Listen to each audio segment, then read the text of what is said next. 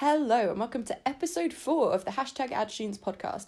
I'm Katie Rushmer and I'm joined by Henry Brown and Billy Little, and today our topic is, does working from home limit creativity? Let's get into it. So, does working from home limit creativity? Billy, what are your thoughts? Well, as per usual with these podcasts, I'm sitting right on the fence. So I've got a couple arguments for, a couple arguments against. Henry, what's your opinion? Well, I am actually going to say that working from home does actually limit creativity. And I've got a few examples of that I would actually love to get your opinions on. Please, go ahead. Okay, so I don't know if you're aware, but over the last few years, Google have been building up a new UK head office in King's Cross, London. Essentially, they've paid, I think it's a collective of £650 million in acquiring and developing the site. And the office itself, it's located in a section of London where it's surrounded by the British Library, the Central St Martin's Art School, and the Francis Crick Institute of Biomedical Science. So that kind of quarter of London, it's arguably one of the most creative population centres in the country. And what Google's motivation behind it was they wanted their staff to kind of intermingle with all of these creative people, whether it's in restaurants or cafes, wherever, just... Oh, for inspiration. Exactly, it's just to kind of absorb the culture of intelligence, passion and creativity that surrounds them, and then taking that inspiration and implementing it into your work. And a lot of the facilities that they've actually included in it, they're actually designed to keep staff in the office as long as possible. So they've got canteens with free lunches, they've got swimming pools, they've got a gym, they've got football pitches. Yeah, basically, and just all of the food and drink is free, isn't it? Yeah.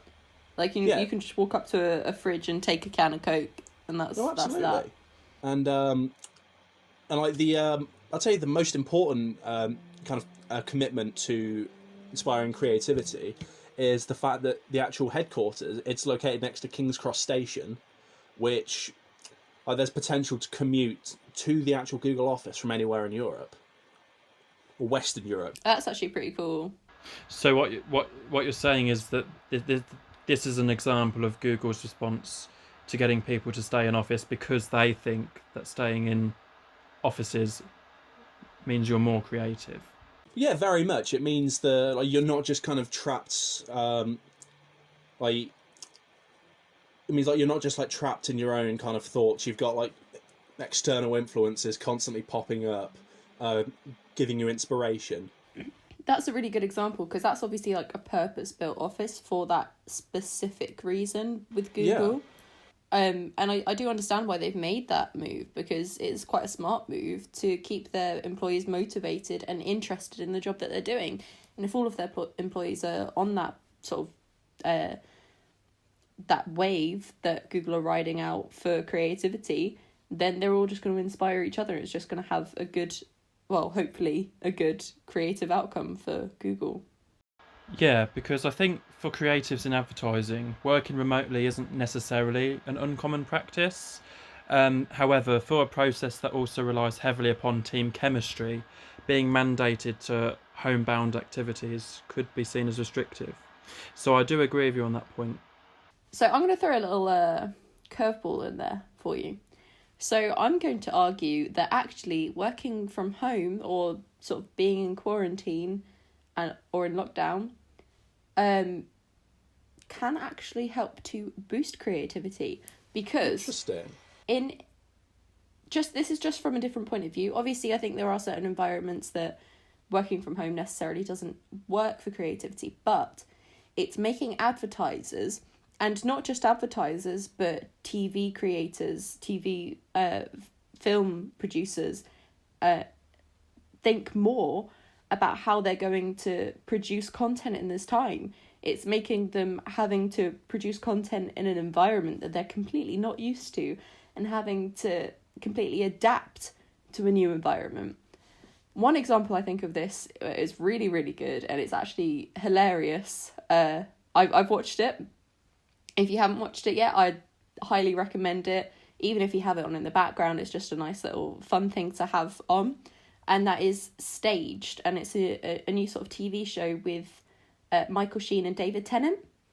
And they essentially just sit there and have a bit of a Skype call. And there is a bit of a plot line behind it, and they do have little cutscenes where it's sort of away from the Skype call, but it's in it like an entire creative piece that's having to be created through the restrictions of lockdown. And it's David Tennant in his home, and it's Michael Sheen in his home in completely different places. One of the writers that is a character in this show, and essentially most of the show takes place through them having a Skype conversation. And it's really simple things which I think are quite effective that come into play in this. It's sort of like when someone's Wi-Fi is a bit slow and you catch something up a bit slowly, things that you can really relate to. And it's still really funny.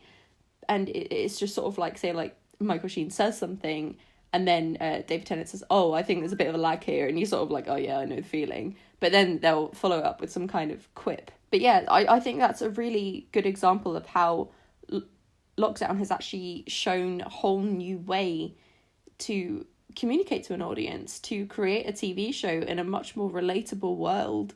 Because let's face it, reality TV can't be reality TV anymore because people can't go near each other. In a world where most people are communicating over video call, like we are for this podcast, it makes so much more sense to sort of show a TV show through the eyes of those people, those individuals. And I think what they've done with it is really, really well done, because it seems very authentic. I think most of it probably is authentic. It seems very well put together. It's not bad, basically. I think that's just a simple way of putting it. It's not a bad TV show. It's actually quite good. And you'd never really think you could get that out of two people having a conversation over Skype. You wouldn't necessarily think that would work. It's like the kind of lack of effort almost gives it some character. Yeah, because it's authentic and it's comedy, but it's you can tell it's almost like I don't know if the whole thing's scripted. It's almost like a whole unscripted conversation between Michael Sheen and David Tennant, and I just think it's hilarious.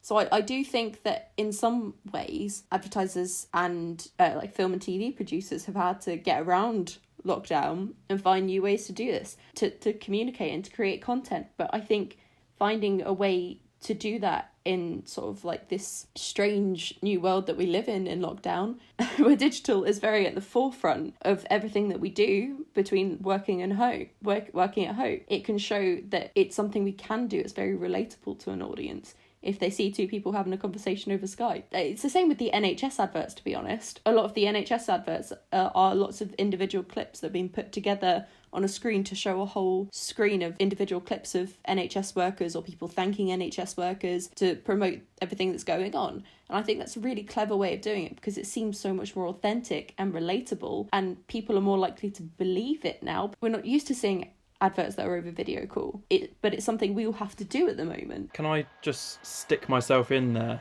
Just what you're saying about advertising no longer coming across as synthetic, and because people are at home, it feels a little bit more relatable. I've actually got a direct quote from Euronews, which actually states the impact of adverts now being filmed at home. And actually they're saying that because of this, advertising is plummeting. Okay. Do you think that's because like there's a lack of quality? Because not everyone has like state-of-the-art filming equipment. Things will be a little bit fuzzy if someone's filming it on their phone. It's an interesting statement to me, because they haven't justified it or substantiated it with any kind of facts. No. Or statistical data. So for all I know, it could just be the author making a bold statement to grab attention. It's probably someone's opinion. Someone who's maybe works for... who was the person that said it? Can't remember off the top of my head. All I know is that it was from Euronews.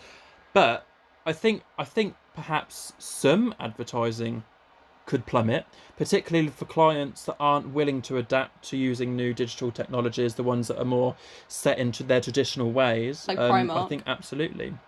Yeah, I mean, and also it doesn't really say what kind of advertising. Like maybe they're talking more about out of home. perhaps that's plummeting compared to your television, which I would imagine would now be on the rise. Whereas I think prior to lockdown, it would be almost vice versa. I mean, I don't know about you guys, but I don't watch TV. But ever since lockdown, I watch TV.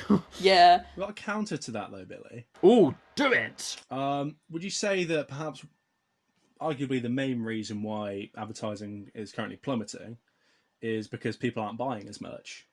Well, see, that's an interesting one to me, because I don't know if people aren't buying as much and whether they're just shopping online more now, or... Would you say looking at the current state of the economy? Yeah, some people probably aren't buying as much because obviously they're worried about their financial position. A lot of people have been furloughed, a lot of people have been made redundant, and they're probably worried about their financial positioning. So maybe they are sort of like holding onto their wallets a bit more.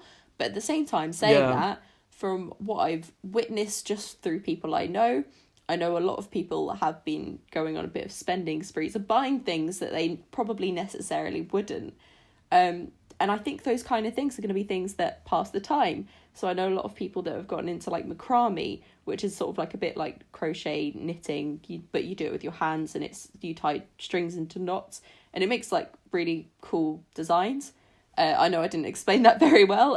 Give it a Google if you don't know what macrame is. God, the lengths people will go to instead of just paying for Netflix, it's ridiculous. Well, some people don't like watching Netflix or Amazon Prime. Some people don't want to sit down in front of the TV all day, and I perfectly understand that. Sometimes you need to do something that engages your brain, so that's where things like video games come into play. Like they're really good. Probably the rise in video game purchases has gone up quite a lot.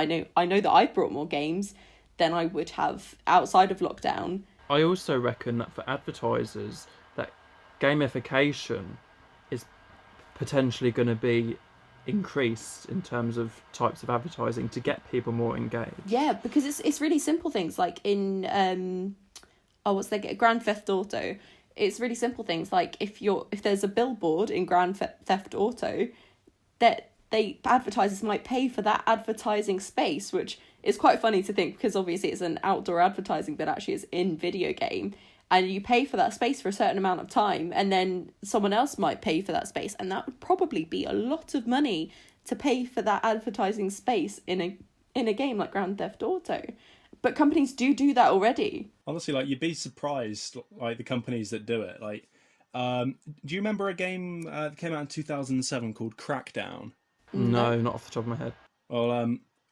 Well, it's like a free roam game like Grand Theft Auto, and I was doing some research on it, and apparently the British government actually bought advertising space on several billboards for the intelligence services.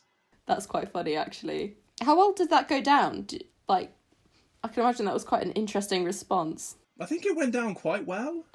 Obviously, they'd never release the statistics, but I would like to know the quality of the applications they received for that. I think, as you were saying though, Billy, in terms of gamification of advertising, I've noticed that Fortnite has been doing a lot of that over the past few months. They've been doing, I think there was a special release trailer for Christopher Nolan's new film, Tenet. I believe that was kind of initially released in Fortnite. They did the same for Star Wars The Rise of Skywalker. Had special tie-in events with the Marvel films. That's what I mean, is that advertisers are being forced to get more creative with the way that they get across their audience digitally, because they have to. They have to keep their brand message going. They have to do things like that, because things like leaflets through the doors, someone puts a leaflet through your door, you probably won't want to touch it for a few days, and it might just end up going in the bin anyway. Leafleting and physical things are going to be less and less common, whereas sort of outdoor advertising might be taken over by things that might be more applicable, say, to people who work in sort of more physical environments. So say like plumbers or other people that are more hands-on and have to go to people's houses. They'll be driving around a lot of the time. So things in outdoor advertising would be much more probably dominated to that kind of thing. Maybe like lorry drivers. I know when I moved all my stuff out of my uni house, when I drove up to uni, I saw a lot of billboard posters saying we're hiring for sort of lorry drivers, and it says on it like we offer full training. So that kind of thing would be much more prevalent in outdoor advertising, I think, because the majority consumer who probably is working from home won't be able to get that message unless it's through digital. And they probably go driving probably once in a blue moon to go to the shops or something, but not necessarily to commute every single day. Yeah, I'd be really interested at the end of lockdown to be able to find a set of statistics that compares the reach and the response and engagement out of home and prior to lockdown, during and to the end, because I mean, I can't back it up, but I reckon it would plummet hugely. I think advertisers need to be a bit more sneaky though, because I think the thing that they run the risk of in lockdown and trying to really push their communications digitally is overwhelming the audience and desensitizing them to the point where they ignore the message. They don't want to listen anymore. Yeah, so like inserting it in games like in Fortnite or Grand Theft Auto, I think is a very good way, because it's quite sneaky, because it's not in your face about it. It's just kind of there, and it's as if you were just driving down the road and there's a billboard and it's got it on it, rather than sort of having the ad breaks in TV adverts or something that comes up on Instagram. I feel like I've been getting a lot more longer YouTube adverts actually since lockdown's begun. I don't know if anyone else has noticed that, but I'd normally I've been getting the same. I've noticed like certain content creators are producing a lot more videos.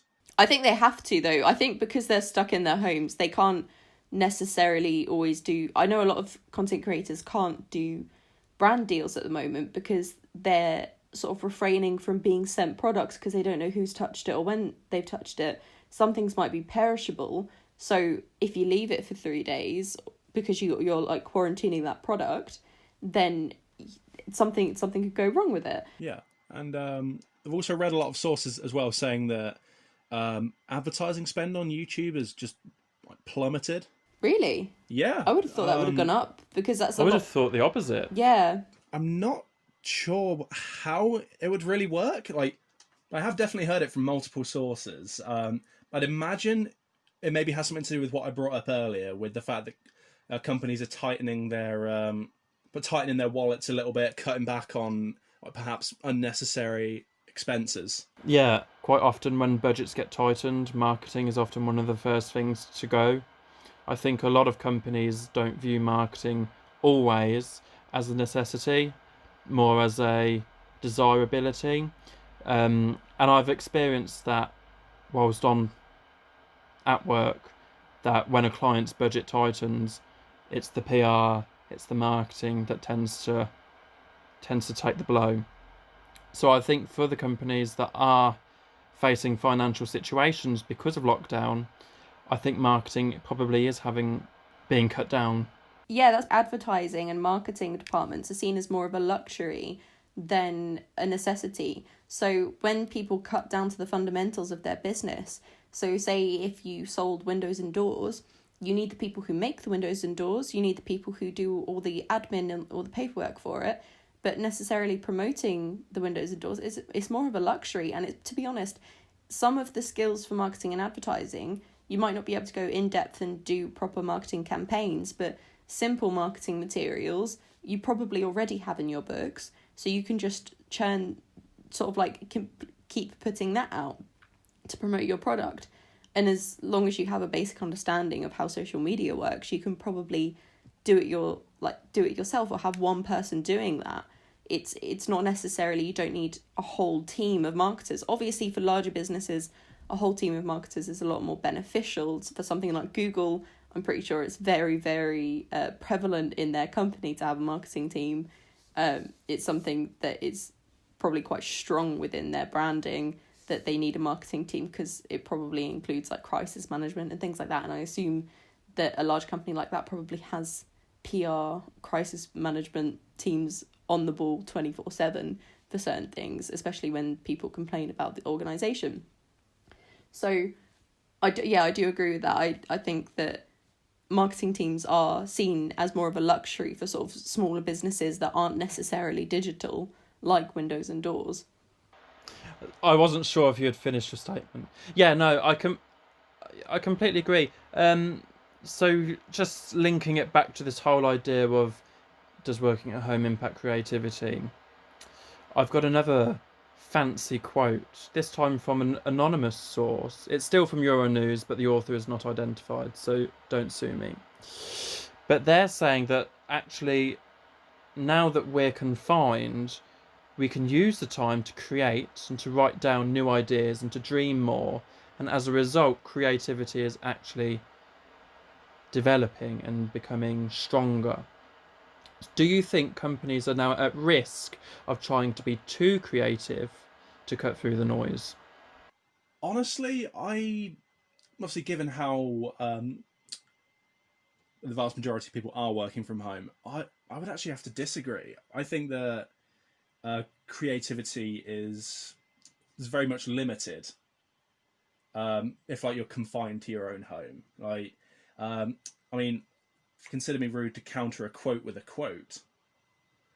I believe it was a gentleman called Scott Birnbaum. He was the VP of Samsung in 2014. He said that the most creative ideas aren't going to come while sitting in front of your monitor. Yeah, because you need inspiration. But to be fair, you can get a lot of inspiration from other creatives in other places online. Absolutely. But I think this is just like a trend that I've noticed. All of the like the big like technology companies, they're very much like pro workplace. Like I think in 2014, Yahoo, I think their new CEO, she actually like banned people from working at home because she felt it limited creativity. I believe she went on record saying that some of the best decisions and insights come from hallway and cafeteria discussions. Yeah, it's that classic water tank talk or Yeah. water cooler talk. I agree. I mean, when I was working in an agency, some of the best ideas and advice that I received was when I was making a tea or making a coffee. And I do agree with you. I think there's definitely a need for social interaction, and I don't think you can get that on a Zoom call. I mean, it's nice being on a video, but it's not the same as being in an office surrounded by people. And you can't really have that. No, you can't have that short talk with people. And I can't imagine how difficult it is right now in agencies to try and get amends made and forward things off for approval. Because when I was in agency, I would just pop upstairs to the designer and say, "Can you change this?" That you can't do that now. I mean, I know things are like restrictions are reducing gradually, but at the moment, I think that not being able to do that would significantly impact creativity. So, yeah, what I was going to say, Billy, it actually directly ties on to what you were talking about when you're on your internship. If there was like an amendment that needed to be made, you'd just go upstairs. I think that having to work from home and being bound by your internet connection, which I don't know if I like if that it's been happening phrase. for you guys. I like that phrase, being bound by your internet connection. I know that Virgin Media, it's been under like ridiculous amounts of scrutiny over the past few months. Because they've what was the quote? Imagine having to actually provide the internet to everyone that pays for it. Someone put that on Twitter, didn't they? And like I read it and I laughed because everyone that's sort of has Virgin Media internet hasn't been getting it, from what I've heard online. No, but yeah, like I know like a lot of broadband providers are struggling because there's a higher percentage of people who are spending longer periods of the day actually like using internet, and it is during the day as well. Yeah, and they're struggling with it. And I've noticed that over the past 3 months, my internet cuts out at the exact same times of day. So I think that naturally, if you are working from home and your internet cuts out 3 or 4 times a day, that's very much going to limit your creativity and your efficiency. Because if like you're constantly in like Zoom calls, for example, discussing potential strategies or tactics or whatever the company has to do, if your internet cuts out every so often during those calls. Imagine if you're working for an agency or maybe you're freelancing and you're on a Zoom call with a client and it's your internet that is the bad thing and you're the one who keeps dropping out, and you're the one that can't hear them because your internet keeps breaking up. That's really embarrassing. Like, obviously not everyone can help how bad their internet connection is, and probably a lot of clients are quite understanding of that. It's not necessarily down to the individual, it's down to the provider. But it would be really embarrassing if you can't talk to a client because your internet connection is bad. And some clients might take that the wrong way. Some clients might be like, oh, well, they're clearly not professional if they don't have a good broadband provider. But obviously something as prevalent as Virgin Media, which is obviously been having problems during lockdown, that could be maybe slightly forgivable because it's been a widespread problem that's been happening Wi-Fi wise. Poor internet does definitely limit like the efficiency and creativity of businesses. So especially with Zoom, like as we've been doing, where we have to close the call every 40 minutes and then restart it. Unless we bought premium, which I know a lot of people have done for Zoom. And Zoom must have very high shares right now. Yeah, my biggest regret is not investing in them prior to lockdown. Because imagine, who would have known we'd be living in a mansion in Beverly Hills right now, sipping a martini, talking about marketing. I don't know, there's no travelling allowed.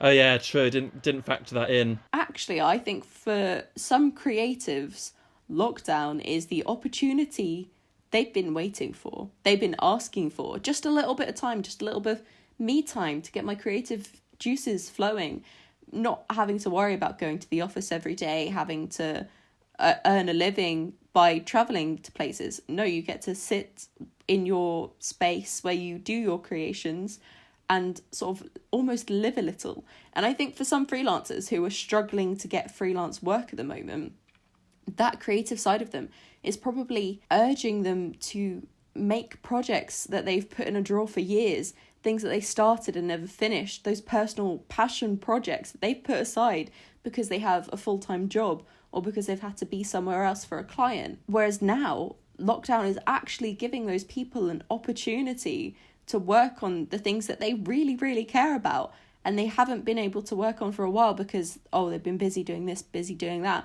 And actually, if they've been furloughed, lockdown has provided them with the perfect opportunity to finish it, to continue with it, to make something grow that they love. But no, genuinely, I do think that sort of giving creatives this space to work on things that they want to work on and they have the opportunity to work on now will give them almost like a refreshed inspiration for doing the thing that they love. It could actually, being able to dive into their own personal passion project. Wow, try saying that 5 times fast. Personal passion project. Being able to dive into that and fulfill almost something that's been on their mind for a long time is really beneficial to them and to their almost like creative juices. They can continue, they can go back to work, or if they get unfurloughed, they can go back with a fresh mindset, with new ideas, because they've been able to work on something else that they care about. They can probably learn some new things if they want to, or about new areas that they wanted to go into. They can pick up new skills, do new online courses, because I know a lot of people that have been furloughed are doing training for the company, because although you're not allowed to work, you are allowed to do training, and you can learn so much more and pick up so many more skills to be able to complete things that you probably necessarily wouldn't have been able to had you not had this opportunity in lockdown. And I think lockdown has offered a very unique opportunity that would never have come around otherwise. So you're trying to say that, and I agree with you, by the way, that you're basically saying that working from home has been some sort of creative refreshment. Yeah.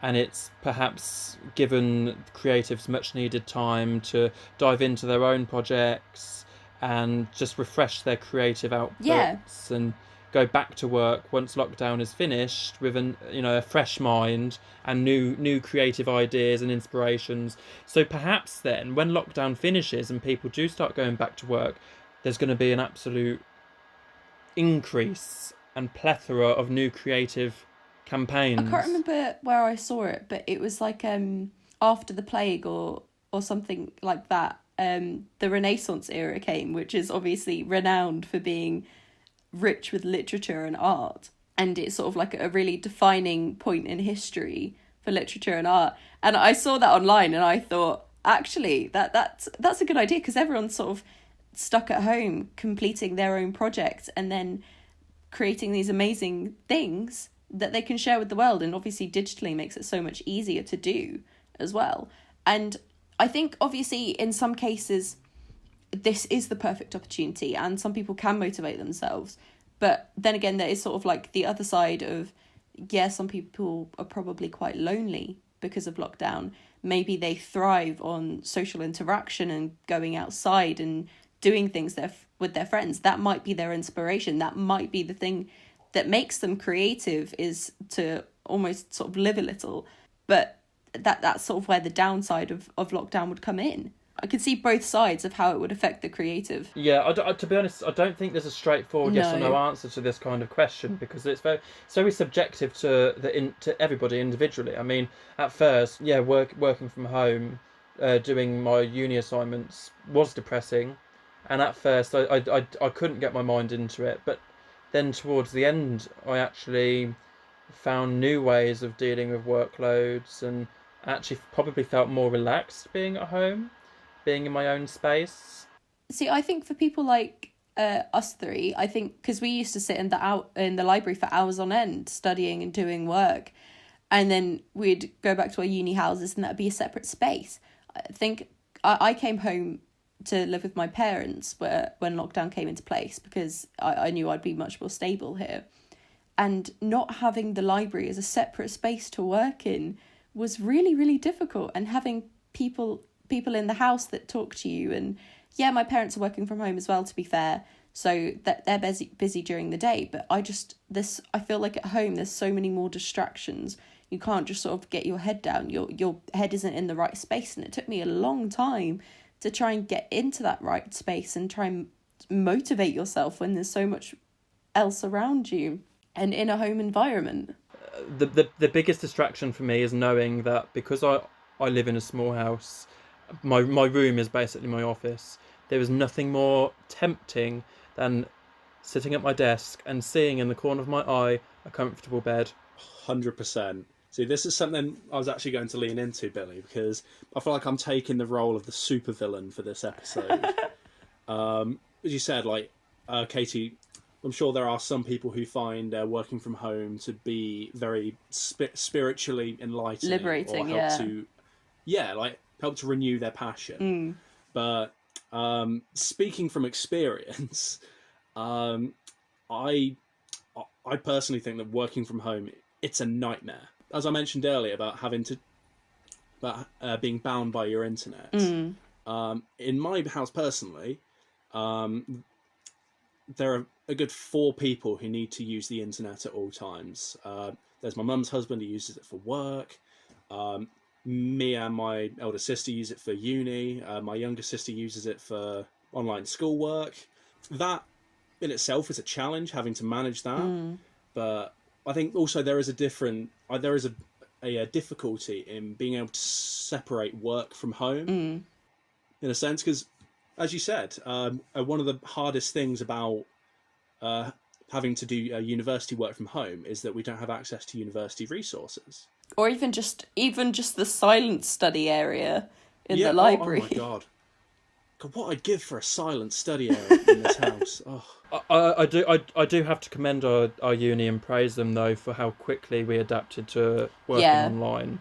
And how they set out the deadlines differently as well. Yeah, and just being able to use Collaborate and still have virtual lessons. Collaborate has actually been a really good tool. And to be fair, Collaborate is something that we've had this entire time.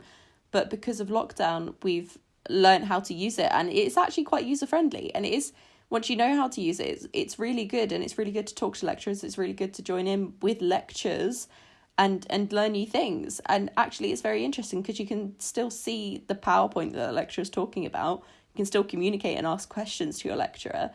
I do actually think it's quite and it's one thing that I found, it's easier to form questions when you're typing it on the chat in a lecture. Yes, and I suppose that is a classic example of how people have become more creative and are coming up with new ideas on how to teach. So in an educational setting, I know this isn't necessarily an advertising setting, but in terms of an educational setting, new creative ideas have come out of lockdown and working from home. So I think there's definitely arguments for and against for this one. I think it's a polarizing question depending on what industry you're working in, who you are as a person, what tickles your pickle, what floats your boat. We can't keep tickle your pickle in this. No, I'm keeping that. If we were going to conclude my opinion, I would say that, some could definitely argue that working from home and remotely, it might not be an uncommon practice for creatives, but I think the creative process does rely heavily upon team chemistry, so being homebound could perhaps have a negative impact. But in saying that, I do also think that lockdown has inspired advertisers as well. So some have taken up new creative ideas, more projects, they're trying out new things. So I think that perhaps post-lockdown, we're going to see a big creative explosion with new ideas and new inspiration. So I'm looking forward to it, actually. Henry, what about you? I am firmly in the camp of working from home greatly limits creativity. Yeah, it sucks. It stinks.